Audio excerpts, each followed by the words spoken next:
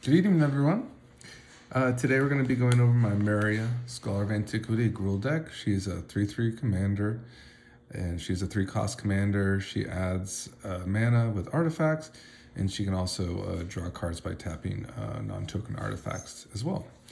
And the game plan in here is a tooth and nail style deck where we're going to make really big mana and also focus on a dragon tribal theme. So that's like the major game plan. So we're just going to kind of go over our win cons here. So we have our tooth and nail. This is a very high cost spell. It's very mana intensive.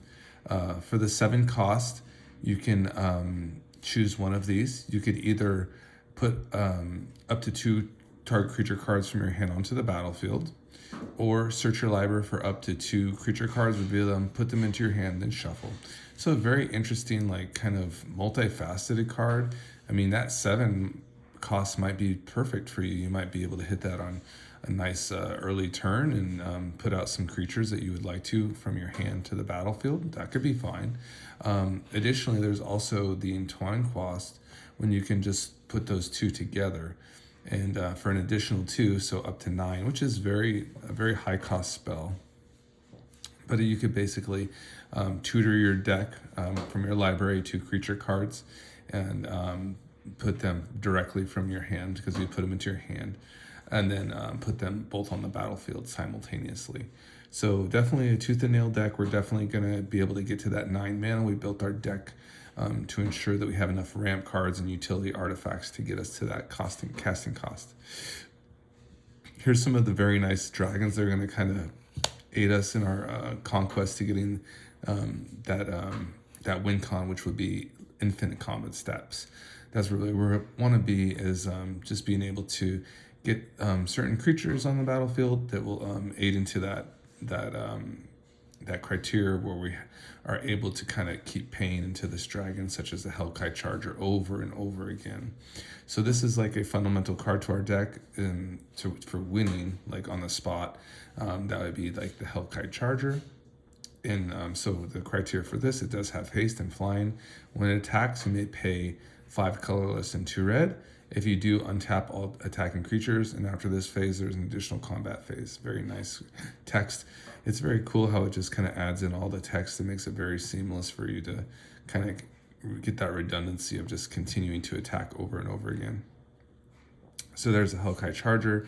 Additionally, we have some other infinite combat steps, not infinite combat steps, but extra combat steps with the Scourge of the Throne that we could do once a turn. That's kind of just nice.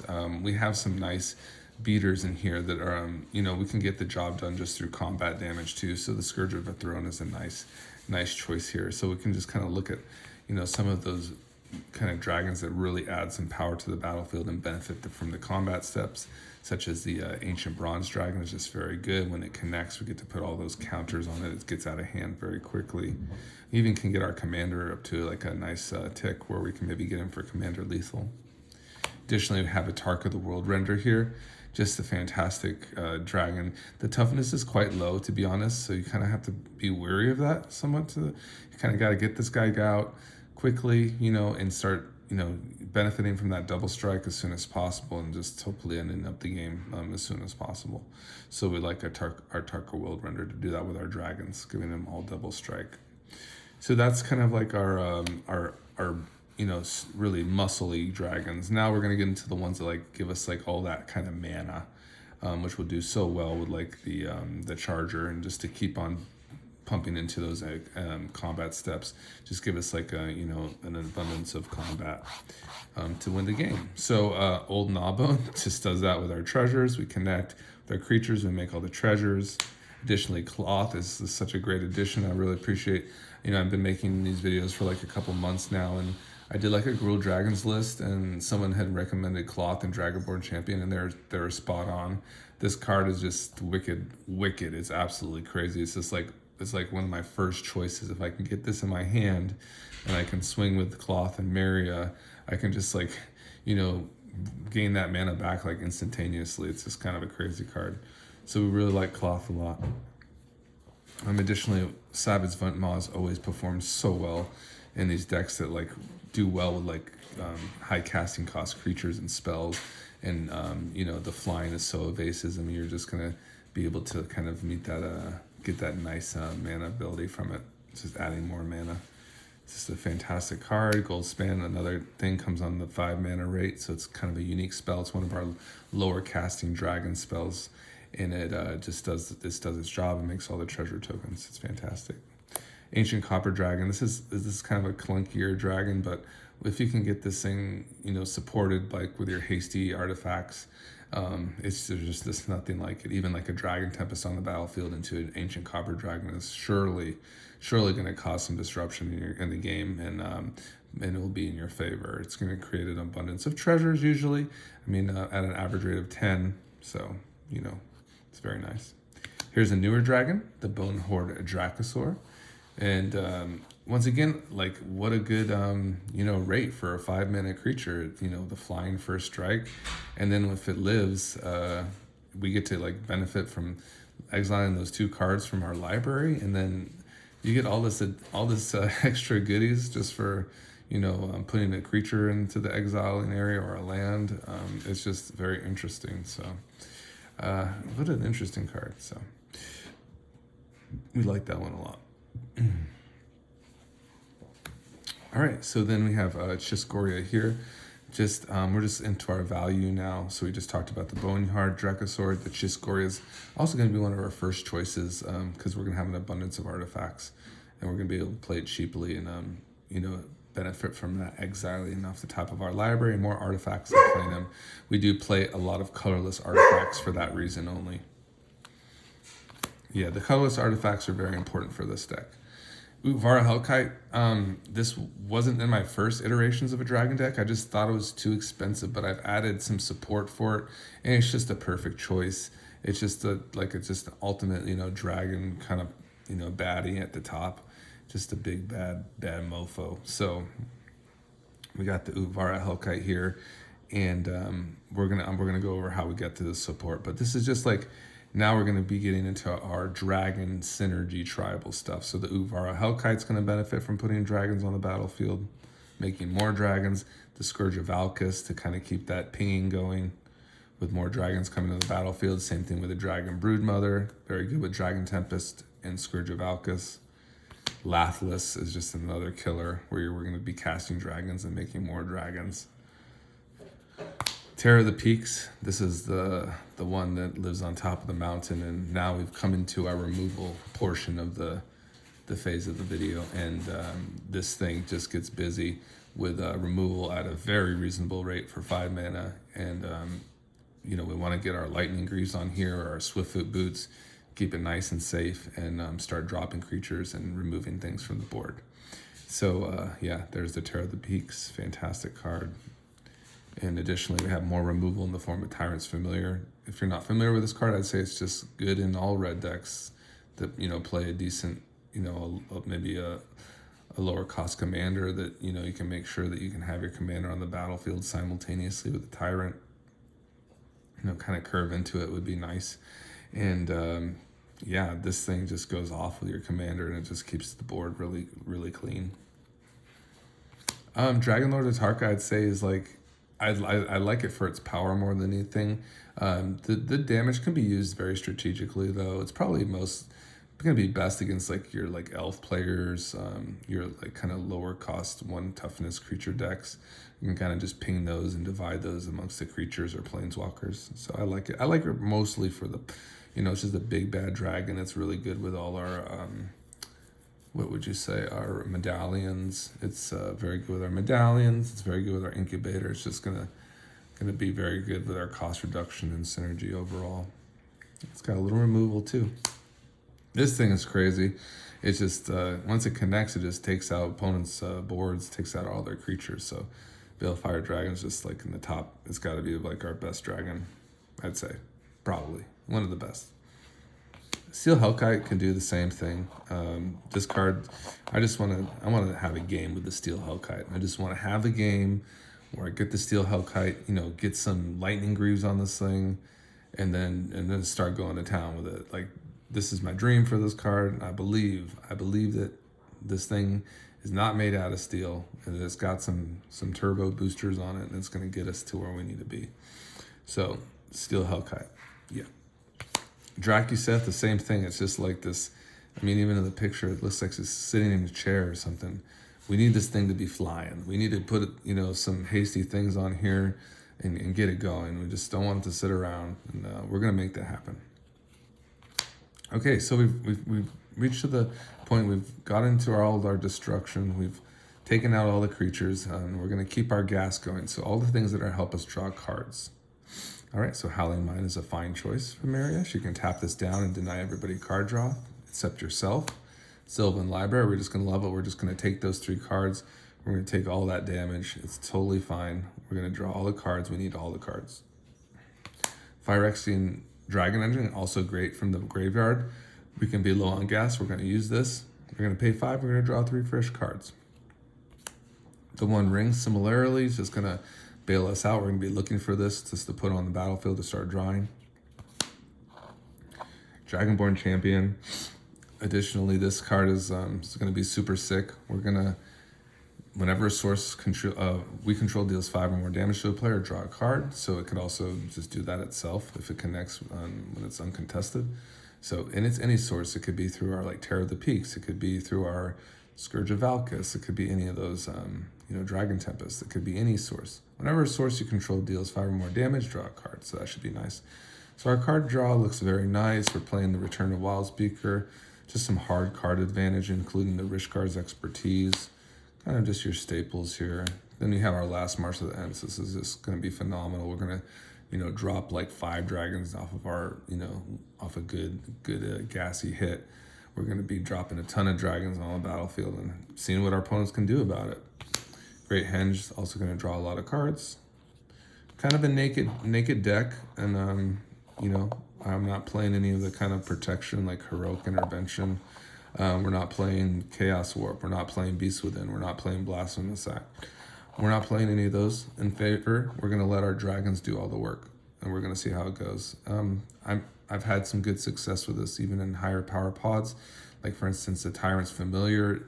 If met uncontested, that thing just takes care of your opponent's commanders. It's very difficult for them to kind of get any momentum from there. It's a lot of pressure. So we're going to use our creatures to kind of, do that. We want them to be fast too. We don't want the Dracuseth, the Ancient Copper Dragons, to be slow. So we're going to be playing cards like Rabbit Battery to give them haste. Rabbit Battery, Lightning Greaves, Swiftfoot Boots. You'll also notice, other than the Rabbit Battery, all these artifacts are colors. It's very important that they remain colorless for multiple reasons. It just helps us with our sequence. It helps us with certain cards that we play when we're with a Chiscoria. We want to keep that colorless gas going. We want to be able to cast these. We don't want to have certain color symbols in here. We want them just to be reduced to basically to 0 with some of these certain creatures and interactions.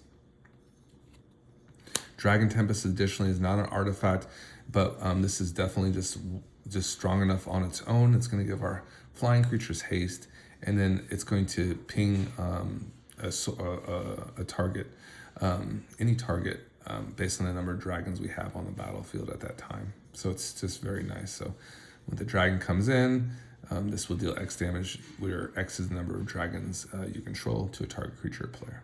Fantastic. For 2 mana, what a cool card.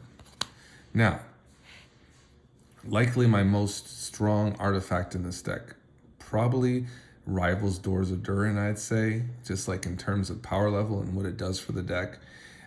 You could just start a shell with the Doors of Durin, Urza's Incubator, and a Tooth and Nail with Maria, and just kind of let it go from there, and maybe even play my Mana Dork kind of shell. You'd be fine. You could just build anything you would want from there. But in terms of a tribal, deck and direction, the Incubator is going to be extremely strong. And of course, with Maria, you can also not only reduce your spells, you can tap this for mana too. So it's just kind of a fantastic card.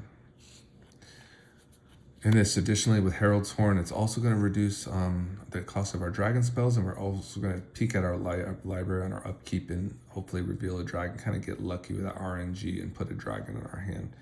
We can also manipulate our library with Sensei Divine and Top and Sylvan Library. My favorite and most strong artifact I'd say in the deck is the Doors of Durin. And this particular card, you have to kind of play it to experience it, but you will, and you're going to love it. Especially if you're playing like an Ancient Copper Dragon or like an Old Gnawbone in your deck. The ones that, if you can, I've even seen like Emrakul played with this. Like, you could have some just crazy creatures, and they'll, if they have some nice like kind of combat payoff, that's where you want to be, right, with this. Or even enter the battlefield payoff. Like, it works both ways. So we'll do the enter the battlefield, and if you connect, of course, if you have a combat trigger, then you'll get those as well. But yeah, you'll scry 2, hopefully find a big dragon on the top, and then reveal it, and then it will be attacking an opponent of your choice. So we like the Doors. Very good. Fantastic. All right, so now we've come to our mana dork slash just getting ahead with utility, just the other things that will add mana for us in terms of artifacts. So we're gonna basically be adding mana with cards such as Mox Opal that will have synergy with our artifacts. Additionally, Mox Amber will also fit the bill. These are our 0 drops that will just help get us ahead with mana. This is a Paradise Mantle, so this will round out our 0 drops here in terms of artifacts that will provide us mana advantage. So we're playing the suite of Paradise Mantle, Mox Opal, and Mox Amber as our 0 drops. They're just perfect. All right. Then we go into our kind of dorkies here. I consider Ragavan a dork as well. So we have Ragavan. Very, very interesting card too, Ragavan. You can use its dash, which is interesting as well. Birds of Paradise. So we're playing a pretty hefty amount of dorks here. So looks like we got 4 total here with the Soul Ring. So we have those 1-cost ones. So yeah, we put a pretty good amount of ones they'll add for various colors here. Green, Birds of Paradise for any color, the Delight Halfling for legendaries and colorless. So yeah, pretty good amount of like 1-drops that will try to get us ahead with mana. Soul Ring additionally. Then we're going to be playing the colorless stones, such as Signet and Felwar Stone. We have this suite here, which is very nice. We have the 2 medallions here. Additionally, we have the Arcane Signet and the Felwar Stone. And my reasonings for this is just you could even like probably maybe take this into like a Goldvine pick, because Maria likes equipments as well. But I just think this is just very nice and seamless. Good colorless mana acceleration for Maria. At one time I'd only played the medallions and the emerald medallions, but really the Arcane Signets and Felwar Stones are good too, because you can kind of have some really nice Soul Ring turns and also play off like a Mana Dork or another 1-mana spell, whereas the emerald medallions would have to wait.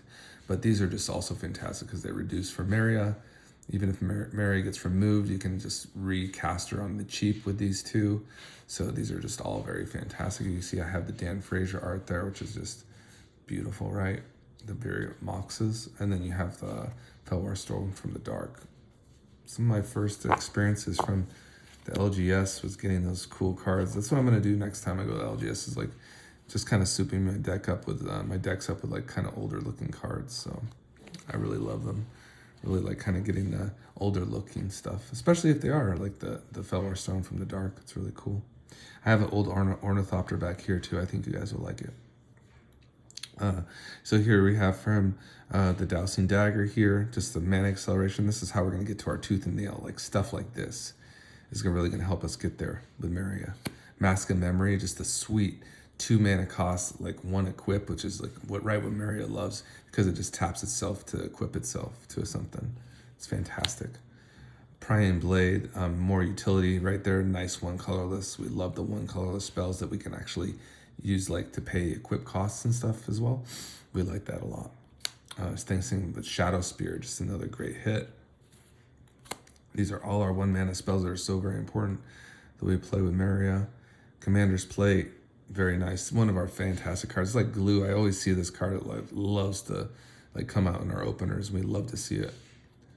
Same with Sensei's Defiant Top. Just another like, oh, this card is so good. Love to see it. All right, Sword of Forge and Frontier. Just a great sword. We love our swords in this deck. Sword of Fire and Ice. Both of these swords are just fantastic. I mean, this one is like much cheaper than this one. I mean, like a $40 difference, but I mean, they do such a good job, both of them. They just get us cards, you know, things to play, things to do. Sword of Fire and Ice, that's just the boss right there. And our ornithopter, that's kind of like our last creature to talk about. It's just kind of like hanging out. It's like one of those, it's our like, you know, our fourth 0 drop that's just kind of chilling. So there it is. And yeah, I mean, we could put a prying blade on here. It's got flying. It's a 0 drop, so it just becomes an Mox Emerald with Maria. It's just, we can just tap it for mana. It's just doesn't really cost anything to do. It just kind of nets us more mana. It's like a land basically, and it could do other things. So we like it. And then in terms of the lands, I know the lands are very important to y'all. So we got the Urza Saga, which is just something we want to play like kind of immediately, right? If it doesn't cause us too much anguish with a curve, so we can get that Soul Ring or, you know, Shadow Spear, Divining Top, whatever we're kind of looking for, we can go ahead and fetch that up as soon as possible. So there's the Urza Saga. It's fantastic. Additionally, we have the Mycosynth Garden here, which we'll just copy like a sword or, you know, maybe one of the other artifacts that we want to copy that would be useful for us. So there's the Mycosynth Garden. Then we have our channel lands here, Sokanzon and Boseiju. Shatterskull Smashing, just for some removal. Turn Timber Symbiosis for some extra, maybe looks at creatures. Well, maybe if we have no more options, just a good out. Also can act as a land. Love these lands. They just can do multiple things. Den of the Bugbear, Lair of the Hydra, some just nice man lands. This one's a nice utility artifact for our artifact decks. I encourage you all to take a look at the Spire.